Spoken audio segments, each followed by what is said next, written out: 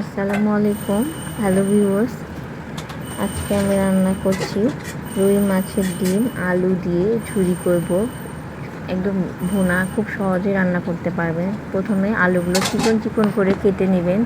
আমি নিচ্ছি 2টা আলু, আপনারা আপনাদের পছন্দ মতো কম বেশি নিতে পারবেন।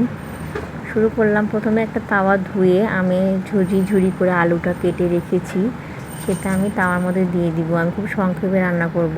আমার বাচ্চা আলু দিয়ে ডিমের ঝুড়ি খুব পছন্দ করে, তার জন্য আমি একটা পেঁয়াজ কুচি, 4টা কাঁচামরিচ, একটা তেজপাতা দিয়ে দিলাম, দেখতেই পাচ্ছেন। এখন দিয়ে আমি হাত দিয়ে একটু উল্টিয়ে পাল্টিয়ে পেঁয়াজগুলো মেখে দিচ্ছি আলুর সঙ্গে। একটু পরিমাণ মতো লবণ দিলাম, হলুদের গুঁড়া দিয়ে দিব পরিমাণ মতো। যারা কম বেশি পছন্দ করেন তারা একটু কম দিবেন। আমি আমার পছন্দ মতো হলুদের গুঁড়ো দিয়ে দিচ্ছি। এখন দিলাম একটু আদা রসুনের পেস্ট, কারণ রুই মাছের ডিম ডিম বলে কথা, মাছের ডিম একটা আষ্টে গন্ধ থাকে, তার জন্য একটু পরিমাণ মতো আদা রসুনের পেস্ট দিলে কিন্তু খেতে অনেকটা মজা লাগে। আপনারা দেখতেই পাচ্ছেন। এখন আমি রুই মাছের ডিমটা সুন্দর করে ধুয়ে রাখছিলাম, রেখে একদম সুন্দর করে টিপে টিপে দিচ্ছি, যেন ডিমগুলো আস্ত না থাকে, একদম আলুর সঙ্গে মিশে যায়। আমি যেভাবে সংসারের কাজগুলো করি সেগুলো আপনাদের মাঝে তুলে ধরার চেষ্টা করব। যদি ভালো লাগে প্লিজ আমার চ্যানেলটা একটু সাবস্ক্রাইব করে দিবেন। আমি আমার চ্যানেলে নিত্য নতুন রান্নাবান্না, আমার ফ্যামিলি ব্লগ আপনাদের মাঝে শেয়ার করব। আমার দিন দৈনিক জীবনে যা যা ঘটবে সেগুলো আপনাদের মাঝে তুলে ধরার চেষ্টা করব। যদি আপনাদের ভালো লেগে যায় অবশ্যই একটু সাবস্ক্রাইব করে দিবেন, আর ভিডিও ভালো লাগলে একটু শেয়ার দিয়ে দিবেন। আর এখানে একটু সয়াবিন তেল দিয়ে পরিমাণ মতো একটু পানি দিতে হবে, কারণ ডিমগুলো কিন্তু লেগে যাবে। আর আদা রসুন পেস্ট যেহেতু আমি দিচ্ছি, তার জন্য এটা একটু পরিমাণ মতো পানি দিলে কিন্তু আলুগুলোর সঙ্গে একটু সিদ্ধ হয়ে যাবে, আর ডিমটাও গন্ধ থাকবে না কাঁচা আদা রসুনের। দেখতেই পাচ্ছেন একটু পরিমাণ মতো পানি দিচ্ছি। বেশি পানি দিবেন না, কারণ বেশি পানি দিলে আলু কিন্তু লেটকা লেটকা হয়ে যাবে, তখন আর ভাজা ভাজা হবে না, শুকনো হবে না। একটু পানি দিবেন যেন ডিমটা আর আদা রসুনের গন্ধটা যেন না থাকে, আর আলুগুলো সিদ্ধ হয়ে আসে। দেখতে পাচ্ছেন আমি উল্টিয়ে পাল্টিয়ে পানির সঙ্গে আদা রসুন পেস্ট আর ডিম আলু একদম মিশিয়ে দিচ্ছি। সয়াবিন তেল দিয়ে দিচ্ছি। যারা কম খান তারা কম দেবেন, কারণ সয়াবিন তেল যদি না দেন তাহলে কিন্তু লেগে যাবে। আর আপনারা যদি ফ্রাই প্যানে করেন তাহলে তার লাগবে না। ফ্রাই প্যান আমি ইউজ করি না, তার জন্য কড়াই আমার ভালো লাগে। ফ্রাই প্যান আমার অনেকগুলোই ছিল, কিন্তু আমি আর ইউজ করতে পছন্দ করি না, যেই শুনেছি যে ফ্রাই প্যান ইউজ করলে অনেক সমস্যা হয়। আমার কিন্তু সিলিন্ডার গ্যাস, এই জন্য রান্না খুব তাড়াতাড়ি হচ্ছে, দেখতেই পাচ্ছেন।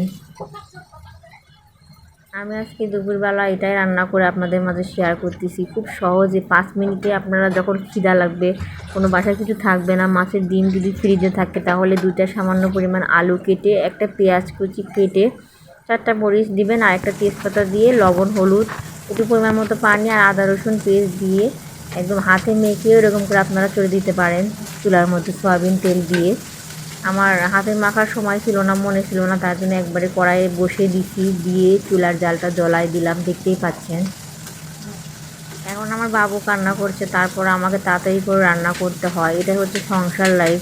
এইদিকে দুপুর বাজে হচ্ছে 3টার মতো। আমার হাজব্যান্ড হচ্ছে কোম্পানিতে জব করে, তারপরে সে এখন দুপুরে বাসায় খেতে আসছে, কিন্তু আমি রান্না কিছু করতে পারিনি বাচ্চাটাকে নিয়ে। আমার 2 বছরের একটা ছেলে বাবু আছে, তার জন্য রান্না করতে পারতেছি না, খুবই কষ্টের মধ্যে আমার দিনটা যাচ্ছে।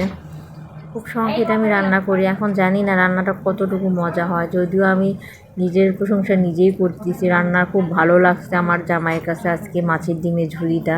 আপনারা চাইলে এইভাবে খুব সহজে, বাসায় কিছু না থাকলে এই রুই মাছের ডিম 2টা আলু দিয়ে রান্না করতে পারেন। একটা পেঁয়াজ দিবেন, 2-4টা কাঁচামরিচ, এভাবে রান্না করলে খুবই মজা লাগে। চেটে ফুটে খেয়ে হাত শেষ করবেন। আর কোনো তরকারি আমার মনে হয় না লাগবে।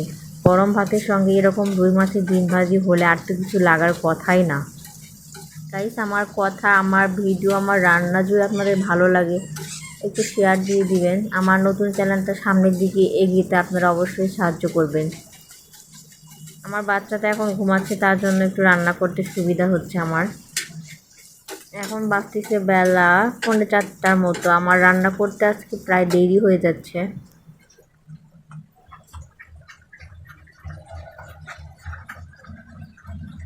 আমার রান্নাটা প্রায় হয়েই আসছে। আমি এখন একটা বাটিতে বেড়ে নেব, দেখতে পাচ্ছেন, সামনে থেকে দেখাচ্ছি। দেখেন কি সুন্দর একটা তেল তেলা ভাব।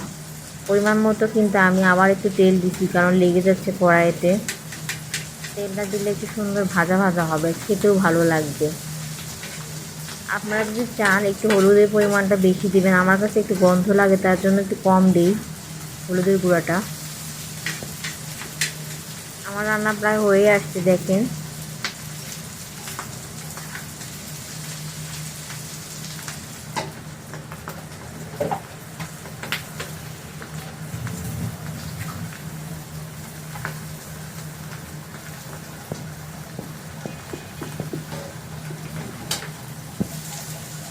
আমি বারবার ঢেকে রান্না করছি, কারণ পাশের বাসায় একটা বিড়াল আছে, তার জন্য আমার খুব ভয় করে। এই জন্য রান্নাটা ঢেকে ঢেকেই করতে হয়। আমার রান্না প্রায় শেষ, দেখতে পাচ্ছেন তেল তেলা একটা নিচে ভাব আসছে।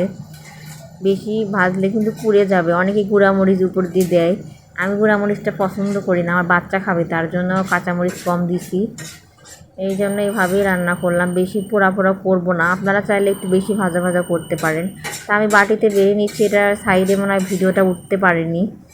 আমি একটু যে আমার যে হলুদ লবণ যে একটা ছোটো একটা র্যাকে রাখি, তার উপরে ফোনটা রাখছিলাম, আমার স্ট্যান্ডটা নাই ফোনের যদিও। দেখতেই পাচ্ছেন আমার মাছের ঝুড়ি কেমন হয়েছে, কত সুন্দর হয়েছি আমি, দেখেন।